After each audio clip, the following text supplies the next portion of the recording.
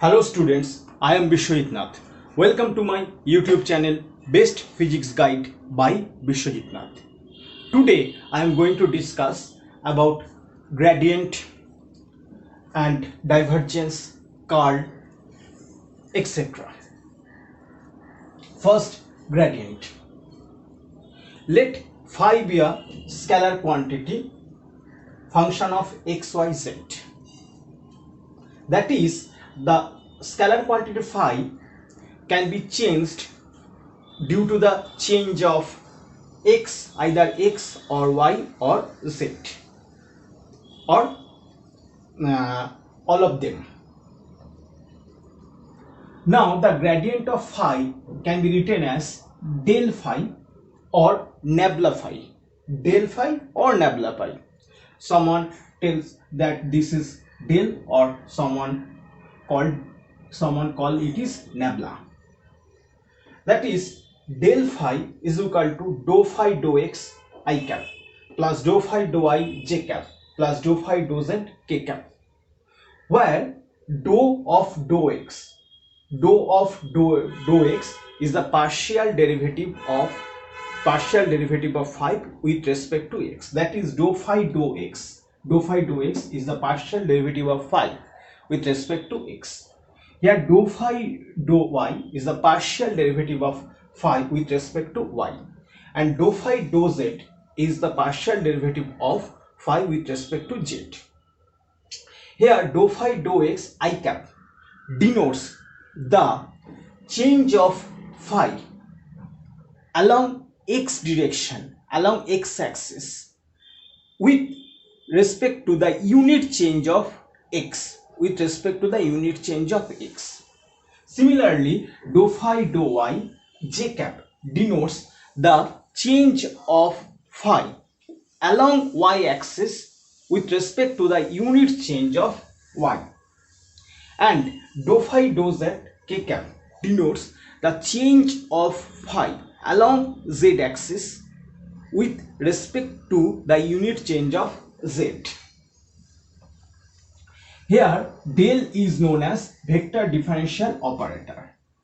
It can be written as del is equal to dou of dou x I cap, dou of dou I j cap, dou of dou z k cap. Then what is the use of gradient?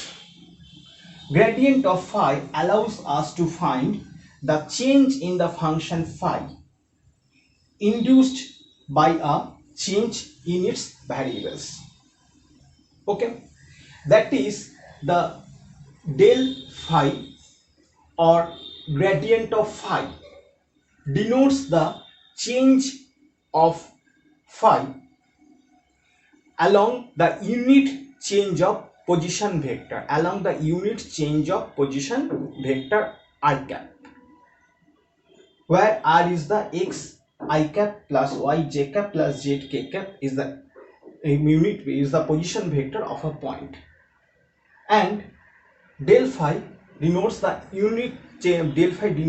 change of phi with respect to the unit change of r vector, or along the due to the change of r cap. Now the total change of gradient, or a small change of phi, that is d phi, is equal to dou x I cap plus dou y j cap dou plus dou z k cap dot dx I cap plus dy j cap plus dz k cap. Here dx I cap plus dy j cap plus dz k cap denotes the change of r vector, that is dr. Here r vector is equal to x I cap plus y j cap plus z k cap. In this way, we can change the scalar quantity with respect to its position vector. Now, to find out the total change of a scalar quantity, we are to integrate this function with respect to dr.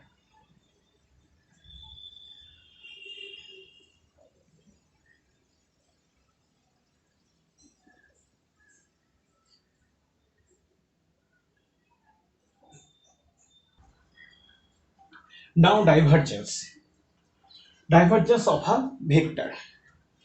Let f capital F is a capital F vector is a function of x, y, z. Therefore, divergence of f vector can be written as del dot f. Del dot f. Let f vector is equal to f1 I cap plus f2 j cap plus f3 k cap. Therefore, del dot f is equal to dou f1 dou x plus dou f2 dou y plus dou f3 dou z.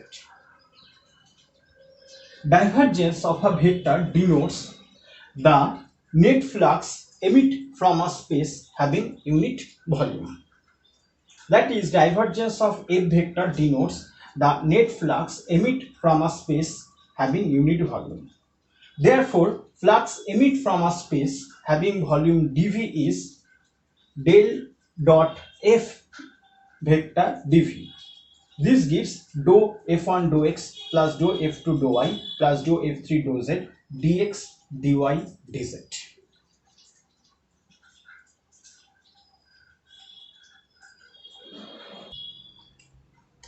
Now, curl of vector f. Curl of vector f can be written as del cross f. Del cross f, that is del cross f vector. And you know that any cross vector can be written as determinant form. Therefore, del cross f vector is equal to determinant of I cap, j cap, k cap, dou of dou x, dou of dou y, dou of dou z, f1, f2, f3. This gives dou of f3 dou y minus dou of f2 dou z whole into I cap minus dou of f3 dou x minus dou of f1 dou z whole into j cap plus dou of f2 dou x minus dou of f1 dou y whole into k cap. What is the physical significance of curl?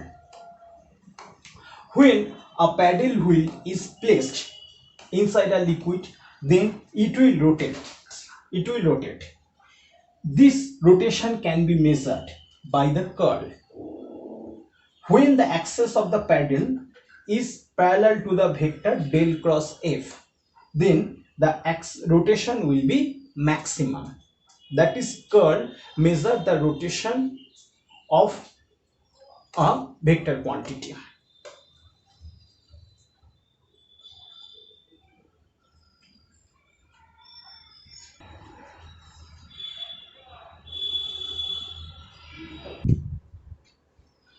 Now, when the scalar quantity phi does not depend on the position vector r, then divergence of phi, then the gradient of phi is equal to 0. That is, del phi is equal to 0. That is, when the scalar quantity phi is independent on the position vector, then its gradient is equal to 0. And that is, del phi is equal to 0. For a solenoidal vector, del dot f is equal to 0. That is, for a solenoidal vector, its divergence is equal to 0. Let us example. This is a solenoid. The net magnetic flux enters from the solenoid is 0. That is, amount of magnetic lines of force enters to the solenoid is equal to the amount of magnetic lines of force emits from the solenoid. That's why the net magnetic flux emits from the solenoid is 0. Now, for an irrotational vector, curl of the vector is equal to 0. That is, del cross f is equal to 0. Here, these lines denotes the vector f. These lines are irrotational vector. That is, here f is an irrotational vector. That's why del cross f, that is curl of f, becomes 0.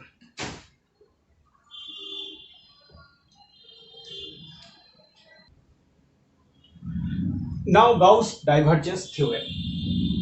Gauss divergence theorem states that the surface integral of the normal component of vector f taken over a closed surface S is equal to the volume integral of the divergence of F vector taken over the volume enclosed by the surface S. That is the surface integral of the normal component of the vector F taken over a closed surface S is equal to the volume integral of the divergence of F vector taken over the volume enclosed by the surface S. That is volume integral of del dot F vector with respect to dv is equal to surface integral of F vector dot ds vector, or volume integral of divergence of F vector with respect to dv is equal to surface integral of F vector dot n cap with respect to ds, where n cap is the unit normal vector on ds vector or on the surface S.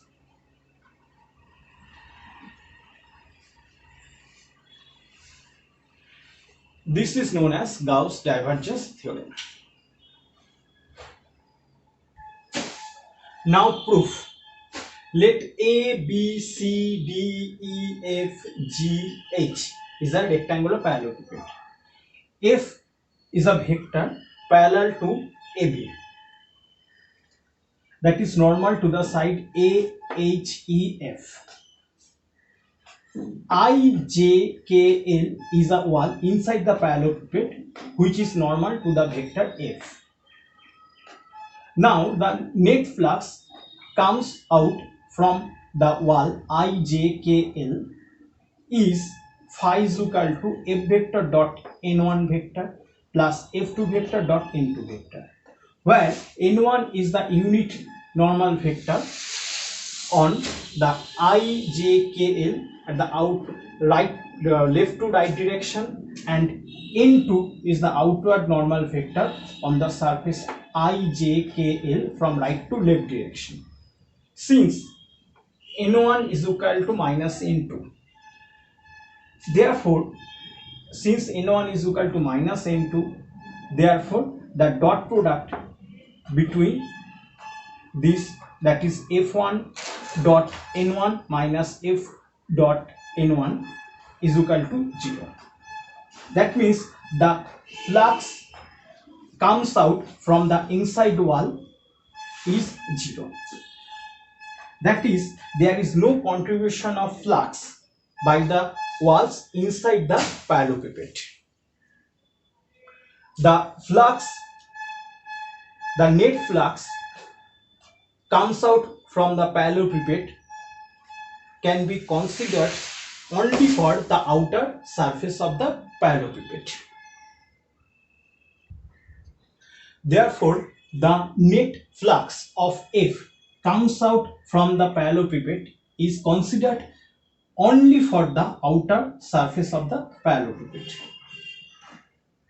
That's why according to the definition of flux, we can write phi is equal to surface integration of F dot n cap ds.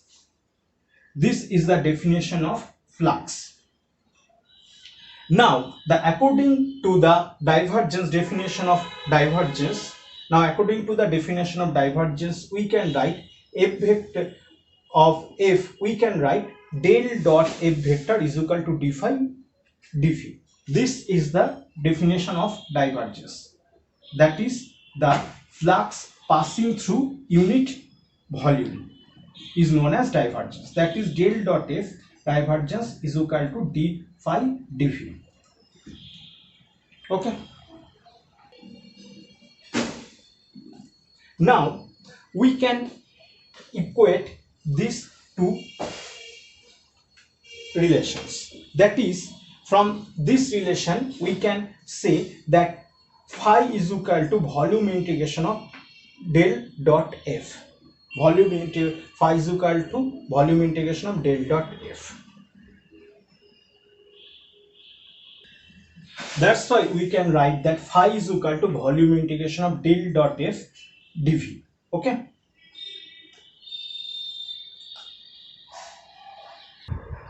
Therefore, we can write phi is equal to volume integration of del dot f dv is equal to surface integration of f dot n cap ds. This relation establishes the Gauss divergence theorem, or this is the proof of Gauss divergence theorem.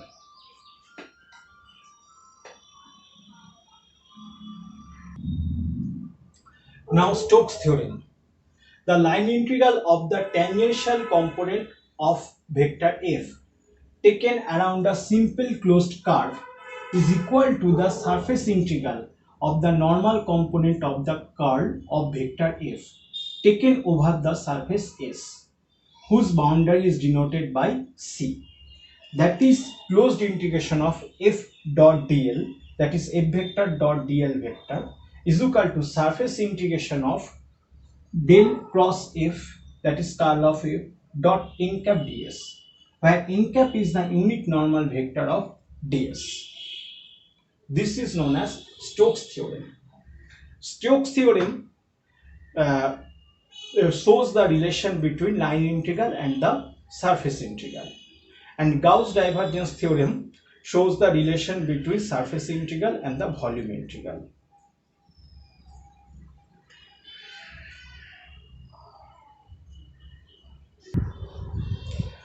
Let C is a closed curve, C is a closed curve, and S is the surface inside the curve. F is a vector which passes through the surface S. Therefore, the total line integral of the vector f around the closed curve C is equal to the surface integration, normal surface component of the surface integration of the curl, that is surface integration of the curl of the vector f. This is the Stokes theorem.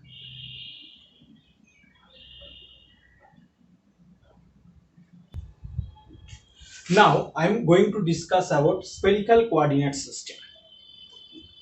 Let OX, OY and OZ are mutually perpendicular, three mutually perpendicular axes. P is a point whose coordinate is XYZ.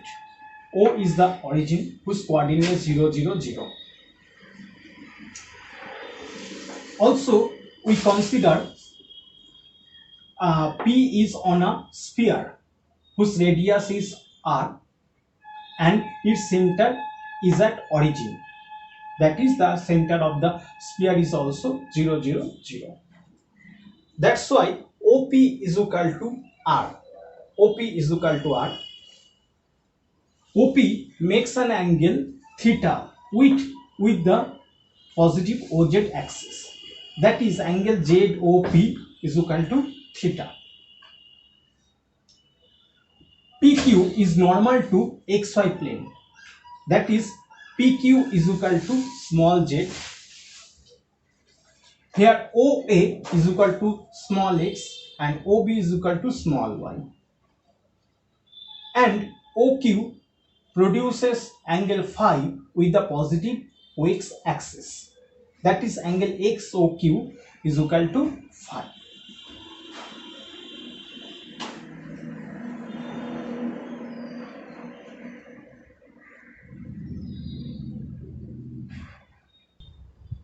Therefore, the spherical coordinate of P is r theta phi, where r is equal to under root of x square plus y square plus z square.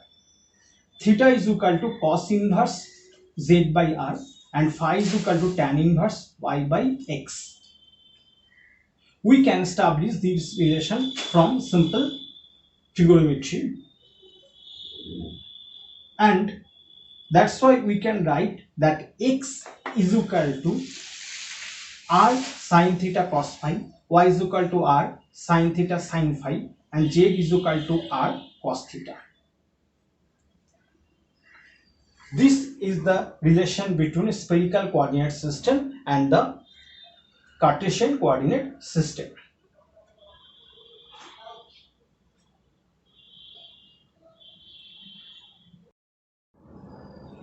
Let r cap be the unit vector along delta r, that is change of position vector r.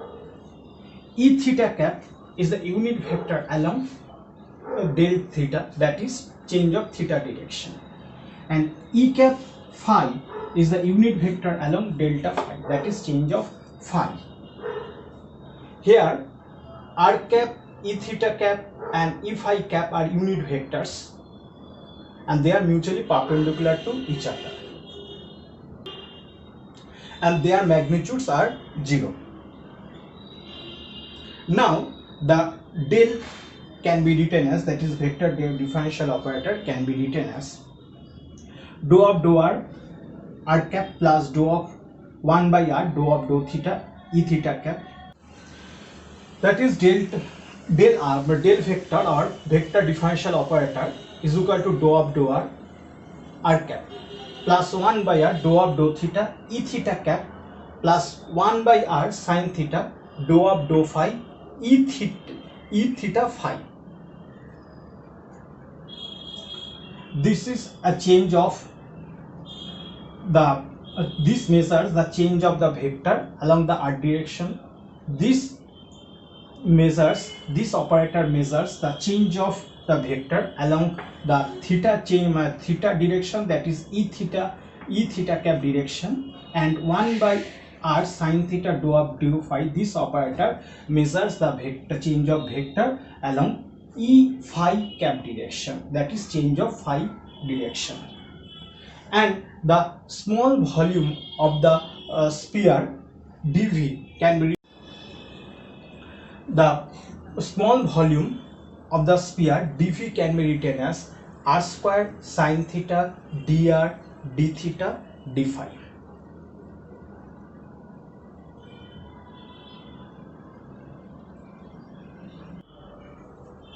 Let P be a point on a cylindrical coordinate system.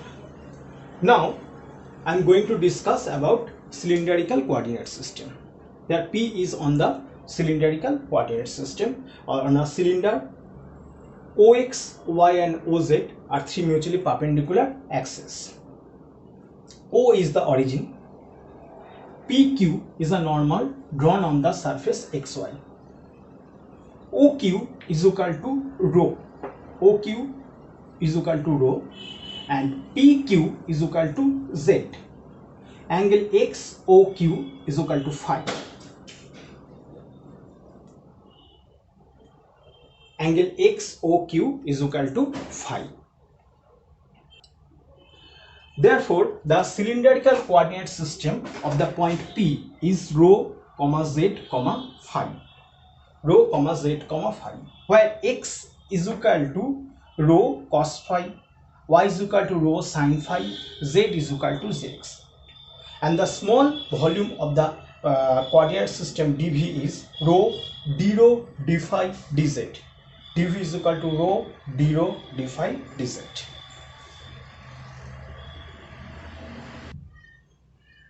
Now vector differential operator del can be written in the cylindrical coordinate system as dou rho cap plus 1 by rho dou phi, dou of dou phi, E phi cap plus dou of dou z k cap, where rho cap is the unit vector along del rho, that is change of rho, and E phi cap is the unit vector along change of phi, that is delta phi, and k cap is the unit vector along z axis or delta z. This is the relation of cylindrical coordinate system with the Cartesian coordinate system. Now today I am going to complete my discussion. Please subscribe my channel and thank you for watching my video. Have a nice day.